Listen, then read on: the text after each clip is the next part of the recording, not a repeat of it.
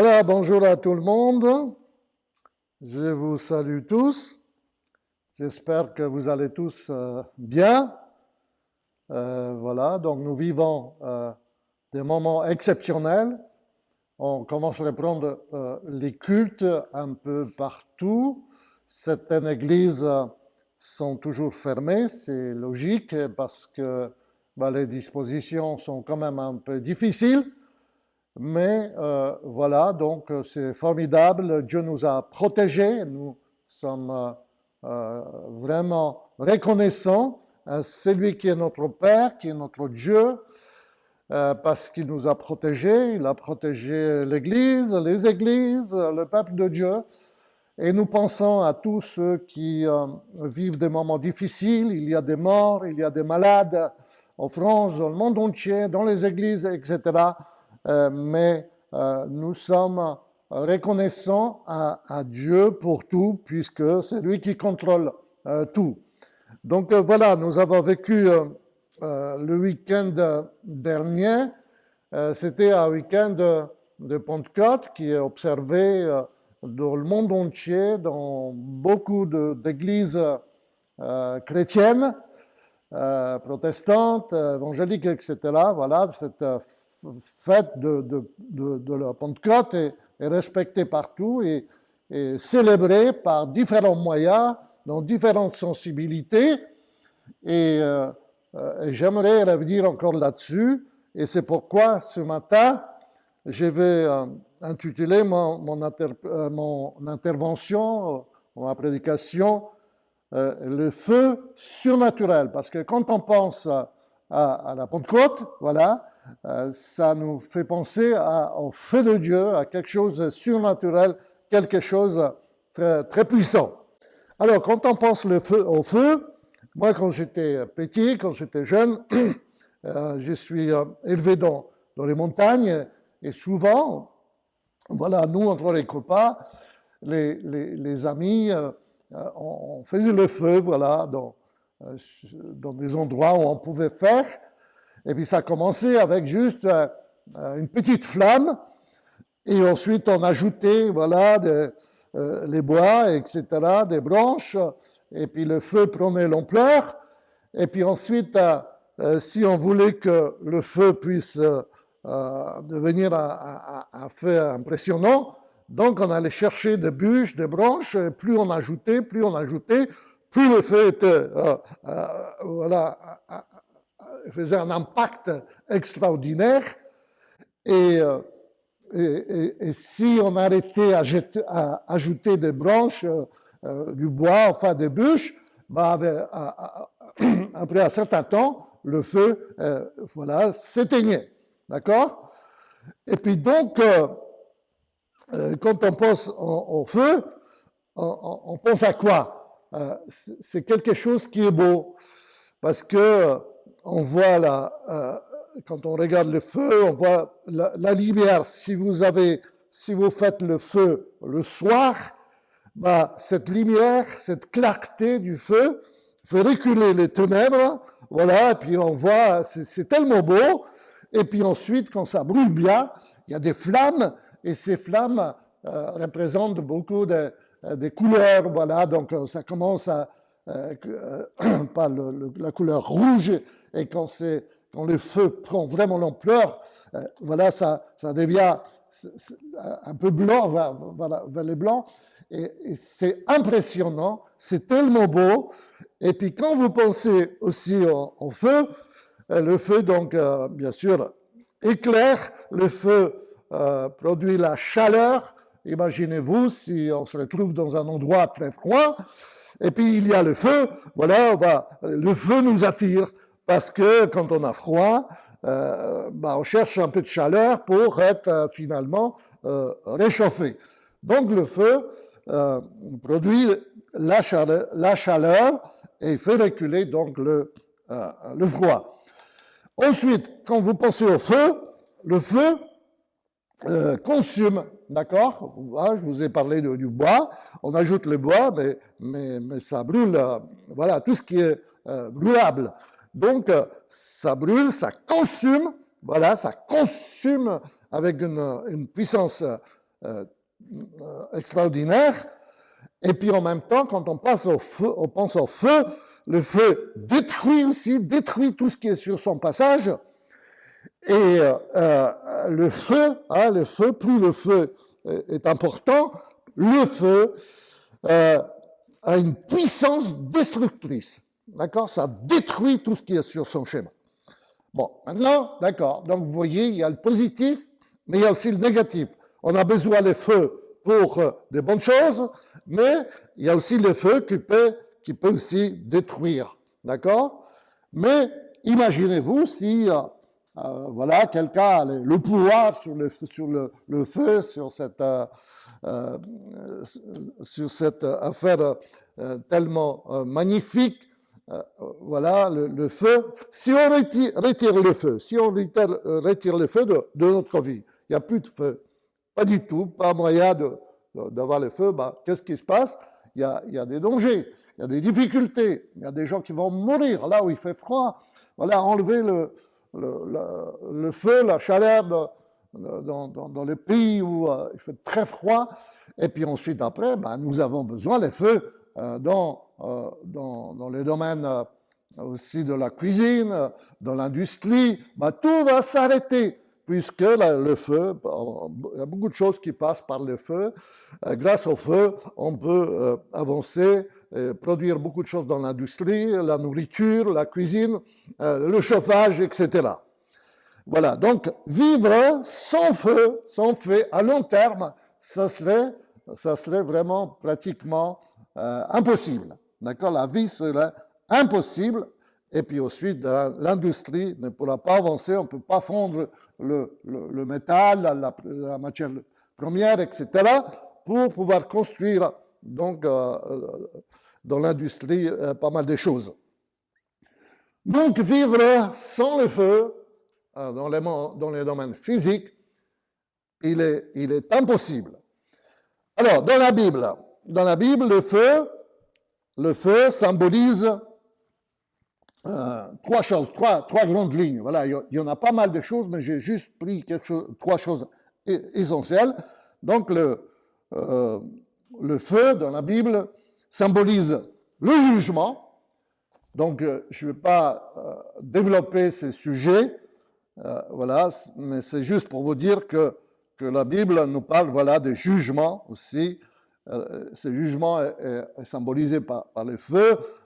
Si on peut juste citer Sodome et Gomorrhe, tout le monde connaît cette histoire, comment Dieu a jugé ces villes pour les péchés, pour l'iniquité, et il a détruit, donc Sodome et Gomorrhe a été complètement détruit, consumé par le feu de Dieu. Vous voyez? Donc, ici, dans cette belle histoire, nous voyons vraiment le jugement de Dieu. Et puis ensuite, le feu dans la Bible symbolise aussi la purification. Souvent, on parle de la purification, mais Dieu nous fait passer quelquefois par les épreuves, par des difficultés, voilà.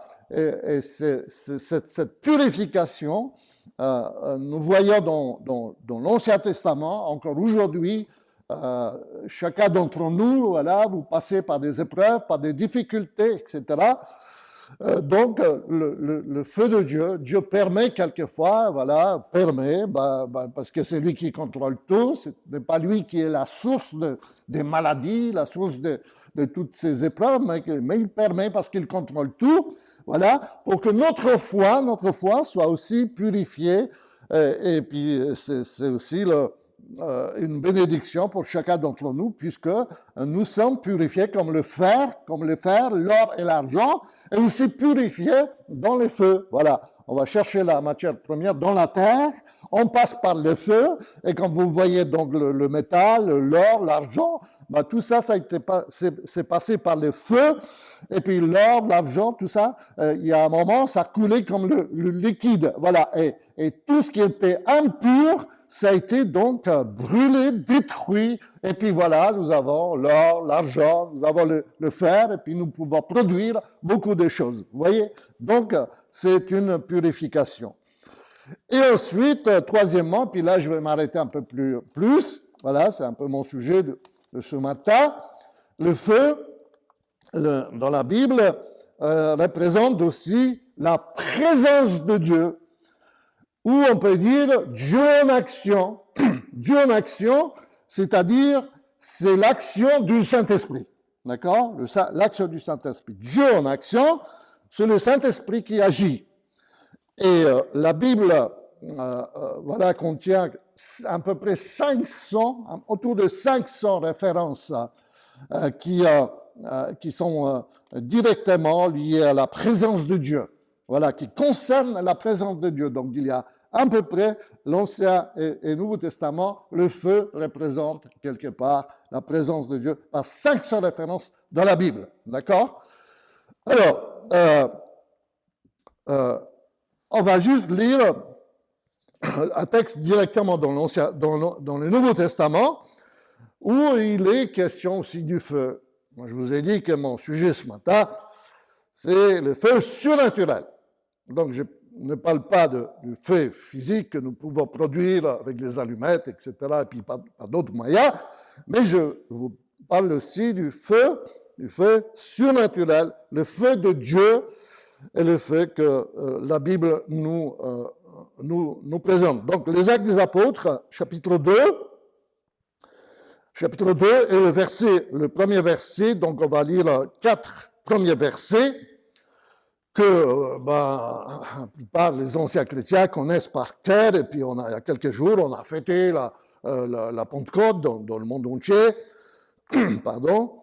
Donc, lorsque le jour de la Pentecôte arriva, ils étaient tous ensemble dans le même lieu. Donc, il y avait 120 personnes, il y avait les disciples, et puis les familles et d'autres personnes. Il y avait 120 personnes à Jérusalem qui attendaient la promesse de Dieu, qui attendaient quelque chose d'inconnu. Voilà, c'était une promesse. Voilà, Jésus leur a laissé la promesse. L'Ancien Testament parlait déjà, les prophètes parlaient d'une promesse de Dieu, une promesse surnaturelle qu'on ne connaissait pas encore. Donc Jésus, lui, qui s'adressait à un moment à ses disciples pour leur dire, écoutez, ne quittez pas Jérusalem, restez à Jérusalem, attendez la promesse, attendez quelque chose de surnaturel. Et puis il s'agissait justement du feu de Dieu, le feu surnaturel.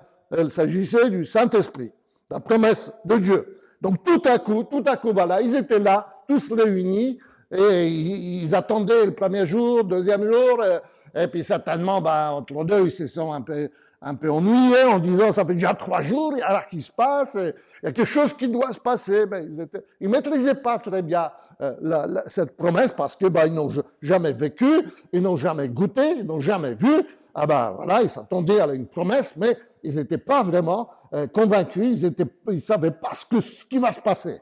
D'accord? Quelque chose de surnaturel.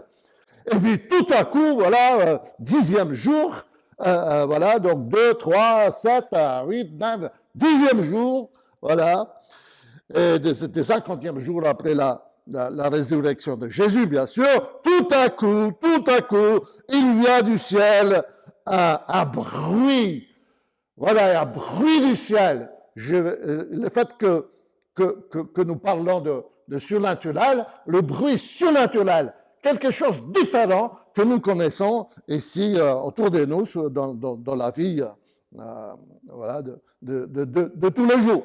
Un bruit comme celui d'un souffle violent. Donc il y avait une puissance qui se manifeste, quelque chose de très démonstratif qui arrive à ces 120 personnes à Jérusalem, d'accord? Donc d'un souffle violent qui remplit toute la maison où ils étaient assis. Toute la maison, elle était remplie de de quelque chose, d'une manifestation de Dieu, d'une manifestation surnaturelle. On continue, des langues qui semblaient de feu. Voilà, on parle de feu.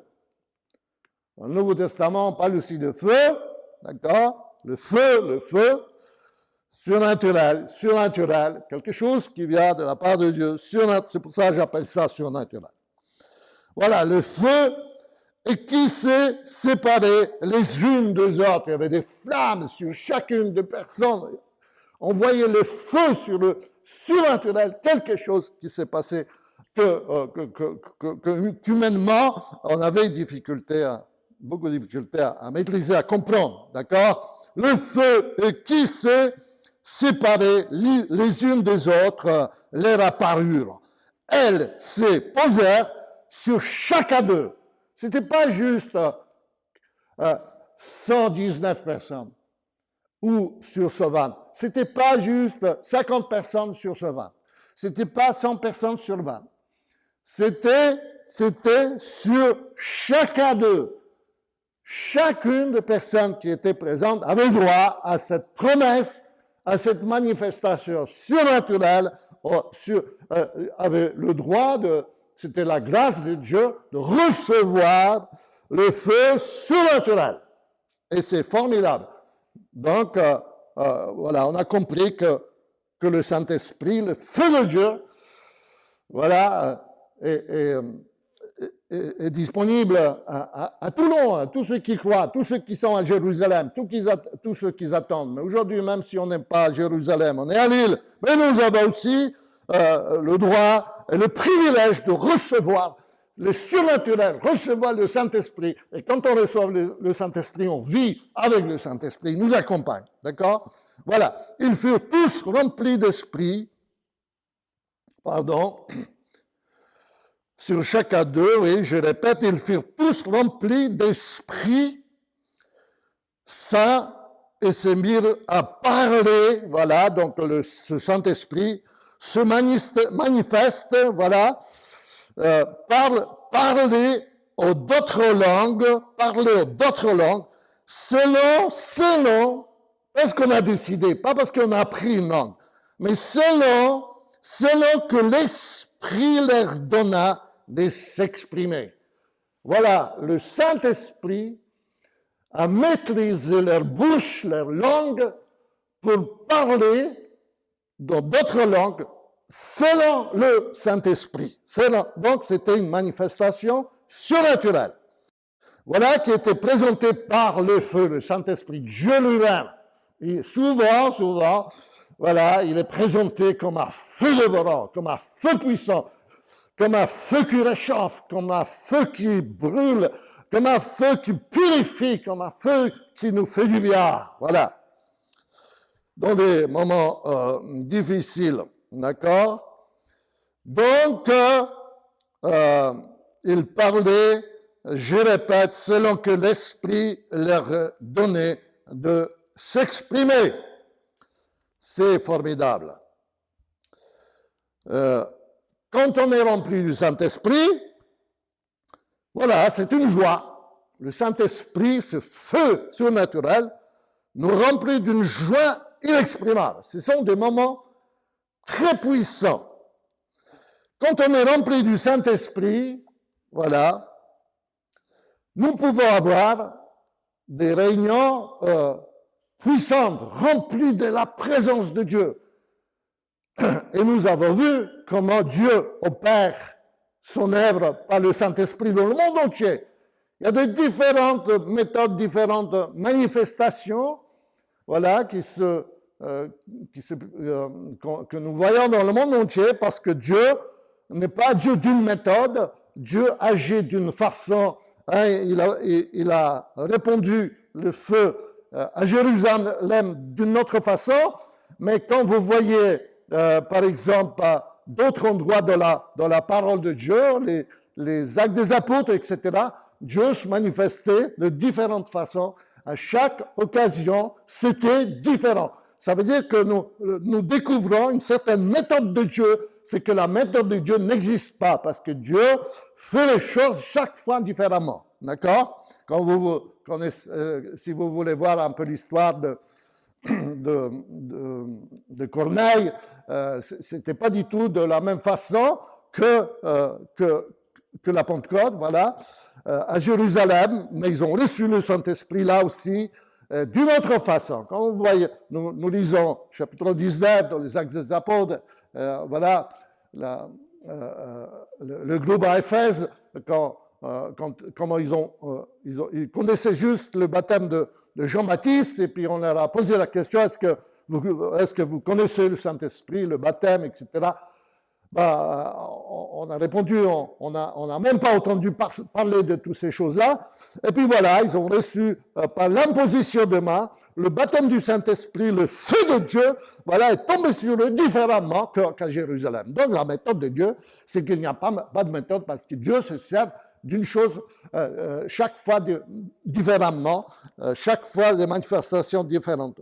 Mais c'est juste pour vous dire que quand le Saint-Esprit est là, voilà, il y a des manifestations, voilà, il y a des gens qui sont dans la joie, il y a une onction, on appelle ça une onction surnaturelle, il y a une onction du Saint-Esprit, ça coule, les gens sont joyeux, les gens s'expriment, les gens peuvent danser, il y a des gens qui peuvent tomber sur la présence de Dieu, etc. Et puis, quelquefois, ça nous perturbe, humainement parlant, parce qu'on n'est pas habitué, donc ça nous perturbe et quelquefois on refuse certaines manifestations parce qu'on a l'impression que certaines personnes se sont même exprimées en disant là-bas c'est diabolique parce qu'il y a des manifestations. Alors voilà, vous voyez que la parole de Dieu est prêchée, la parole de Dieu nous parle du Saint-Esprit de cette façon-là, la parole de Dieu nous enseigne que le feu symbolise la présence de Dieu, et aussi Dieu lui-même, d'accord? Et puis, ensuite, cette parole, elle est prêchée, et cette parole est confirmée par la démonstration du Saint-Esprit. Il y a des gens qui sont touchés dans le calme, calmement, tout simplement. Le Saint-Esprit les touche en profondeur. Ils étaient athées, ils étaient religieux, ils louaient d'autres dieux peut-être, mais quand le Saint-Esprit descend et touche les personnes, voilà, et puis cette parole qui est prêchée, voilà, est confirmée par la démonstration du Saint-Esprit par différentes manifestations. Voilà, tout simplement. Donc, oui, c'est très bien pour nous les chrétiens, pour nous les évangéliques, voilà, les évangéliques ça veut rien dire, mais c'est parce que c'est juste des repères, voilà, évangéliques, nous croyons à l'évangile, pardon. Donc, souvent, nous les charismatiques, qui croyons au Saint-Esprit, à la démonstration du Saint-Esprit, voilà, souvent on s'arrête trop vite en disant « Ah, une bonne réunion, oui, il y a l'onction, oui, on parle en langue, oui, on chante en langue. » Tout ça, il y a sa place dans l'œuvre de Dieu. Si Dieu nous a donné le parler aux langues, c'est pour quelque chose, il faut bien s'en servir. C'est pas juste, voilà, parler aux langues n'importe où. Si je m'adresse à quelqu'un, je ne vais pas parler aux langues parce qu'il ne comprend pas. Mais il y a des moments où on est ensemble, tous ensemble, et puis voilà, on peut louer Dieu en esprit, on prie en langue, on chante en langue, etc. Et ça nous fait du bien. Et beaucoup de chrétiens, dans notre milieu, voilà, s'arrêtent là. Ah, tout ce qui cherche, c'est courir après la présence de Dieu, après les manifestations. Voilà. Mais Dieu confirme par la démonstration du Saint-Esprit sa parole. Voilà. Avant tout, c'est la parole de Dieu. La parole de Dieu nous conduit, voilà, dans la vérité, puis aussi dans la compréhension. Et comment on peut aussi saisir la question du Saint-Esprit. Donc, ne nous arrêtons pas tout simplement sur les manifestations. Oh, il y avait un moment comme ça où beaucoup d'églises qui ont été balayées par le souffle du Saint-Esprit, et puis on chantait langue là où avant on n'a jamais chanté pendant 10 ans peut-être. Voilà, on ne croyait même pas que ça existe, et puis on ne croyait même pas que la prophétie, que même les enfants peuvent prophétiser, voilà.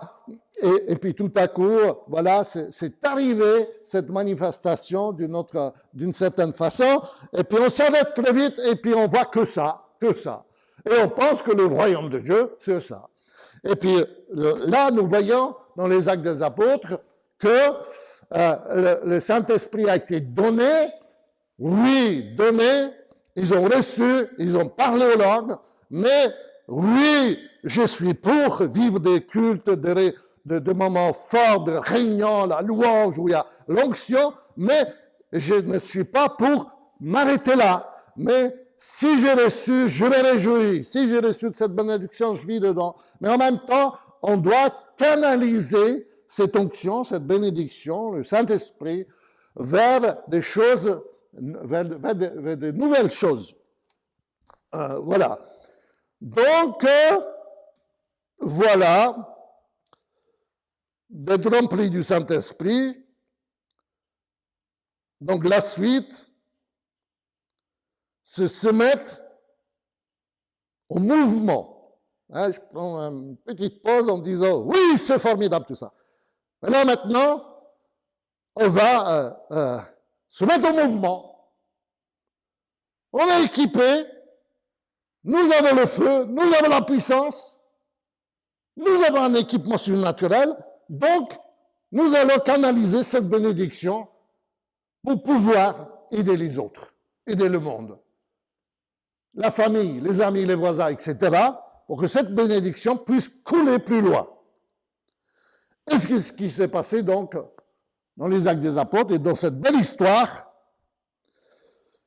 Le verset 36, donc quand le jour de la Pentecôte, le Saint-Esprit est descendu, s'est posé sur le disciple, voilà, Pierre, avec toutes les personnes qui étaient avec lui, voilà, il s'est levé, voilà, et puis il a compris que ce n'était pas juste pour nous. Ce n'était pas tout simplement de vivre des moments surnaturels entre nous, mais il s'est levé et il a commencé à parler. Voilà, vous voyez, il s'est mis en mouvement, il se lève, il se présente devant tous ces gens-là et ensuite il commence à parler. Bon, je vais juste citer un verset qui nous dit, les Actes des Apôtres, chapitre 2, et le verset 36 nous dit, Pierre, donc quand il s'est levé, il leur dit, répondez-vous, changez la direction, ne restez pas dans votre confort religieux, etc., sans Dieu, et que chacun de vous, après avoir entendu cela, ils eurent le cœur vivement touché, et ils dirent à Pierre et aux autres apôtres, frères, que ferons-nous? Et puis c'est là qu'il dit, Pierre leur dit, répondez-vous, changez la direction, et que chacun de vous soit baptisé au nom de Jésus-Christ pour le pardon de vos péchés, et vous recevrez le don du Saint-Esprit. Et puis ensuite, voilà, il était, c'est clair, hein, car la promesse est pour vous, cette promesse, cette bénédiction, le feu de Dieu, voilà, car la promesse est pour vous, pour vos enfants, les générations après, et pour tous ceux qui sont aux lois, donc on est concernés aussi, nous, aux lois, et aussi grand nombre que le Seigneur, notre Dieu, les appellera. Donc Dieu appelle encore aujourd'hui des gens se servent de nous pour les appeler et les conduire vers cette bénédiction. Se mettre en mouvement, il faut qu'on se mette en mouvement si on est vraiment rempli du feu de Dieu, de la présence de Dieu, du Saint-Esprit. Et par beaucoup d'autres paroles, il rendait témoignage et les exhortait en disant, soyez, sauvez-vous de cette génération perverse. Ceux qui acceptèrent sa parole furent baptisés. formidable. Vous voyez, ils se sont mis en mouvement. L'Église grandit déjà, les gens se convertissent. Et en ce jour-là, furent ajoutés environ 3000 personnes qui ont donné leur vie à Jésus. C'est fort, voilà, vous voyez. Donc oui, nous avons reçu, et très vite nous avons canalisé cette bénédiction. On s'est mis en mouvement. Ils ont commencé à prêcher, mais en même temps, il y avait une puissance dans la parole. Vous voyez le feu, une puissance, il y a une chaleur, il y a une puissance de destruction. On détruit les oppositions de Dieu, les puissances des ténèbres. Voilà, le feu détruit tout ça. Mais Dieu se sert de nous. Et voilà, c'est ce qui s'est passé. Donc, voilà, nous sommes aujourd'hui, nous, tous ceux qui ont découvert Jésus-Christ, tous ceux qui ont accepté Jésus-Christ dans leur vie, tous ceux qui ont reçu le Saint-Esprit, voilà, sont les gens qui représentent un Dieu de feu, un Dieu puissant, un Dieu qui réchauffe, un Dieu qui sauve. Imaginez-vous que on va enlever le feu de Dieu de la vie de chrétiens, des églises évangéliques. On va enlever le feu de Dieu. Qu'est-ce qui va rester? Juste l'intelligence, savoir, la politesse, la religiosité. Il y aura des habitudes, etc. Et il n'y aura pas le feu surnaturel. Si, je répète, si on enlevait le feu de Dieu de l'Église. Mais nous voulons que le feu de Dieu puisse avoir vraiment, librement, sa place parmi nous, dans la vie, nos enfants, nos petits-enfants et tous ceux qui vont donner leur vie à Jésus. Alors voilà, je vais juste terminer pour vous dire, chers amis, soyez remplis de la présence de Dieu, soyez remplis du Saint-Esprit, ça se cultive, d'accord, pour que le Saint-Esprit puisse se manifester en nous pendant toute notre vie. Moi, j'avais 18 ans quand le Saint-Esprit m'a saisi, quand j'ai commencé à parler aux langues, quand un ministère qui était à l'époque très âgé, voilà, qui a passé plusieurs heures dans la prière pour moi, il m'avait dans son cœur, et il priait pour moi, j'avais des beaux cheveux, une belle tête, etc. Il a imposé ses mains sur moi, il m'a défait ma coiffure, j'ai pensé à ma coiffure, etc. Mais finalement, un peu plus tard, voilà, il a tellement prié pour moi que j'ai reçu le Saint-Esprit, ça a changé ma vie. Voilà, je ne suis pas resté engagé dans l'œuvre de Dieu parce que mes parents étaient engagés, mais c'est parce que j'avais une conviction personnelle, parce que j'étais balayé par la puissance de Dieu, parce que j'ai reçu le surnaturel, et puis 10 ans après, 20 ans après, il ne faut pas que ce soit juste une belle histoire, le passé, mais que ce soit une réalité. Alors, nous prions, nous gênons, nous faisons tout, voilà, on paye le prix dans tout ça, voilà, on fait tous les efforts pour garder la relation de Dieu, pour que le Saint-Esprit librement puisse agir en nous, et avec le Saint-Esprit, avec le feu de Dieu, nous pouvons détruire les oppositions et puis réchauffer l'atmosphère qui est glaciale quelquefois, etc. Soyons, je répète pour ma conclusion, remplis du feu de Dieu, remplis du Saint-Esprit, et soyons toujours en mouvement. C'est un privilège, c'est une grâce. Seigneur, je te prie au nom de Jésus de bénir tous ceux qui vont pouvoir m'entendre par ces vidéos, Seigneur, même plus tard, Seigneur, que la puissance de Dieu puisse agir, que le surnaturel se manifeste et que le Saint-Esprit confirme par la démonstration ta parole qui est prêchée partout dans le monde entier. Merci Seigneur. Et nous recevons ta bénédiction et le souffle du Saint-Esprit Amen. Amen.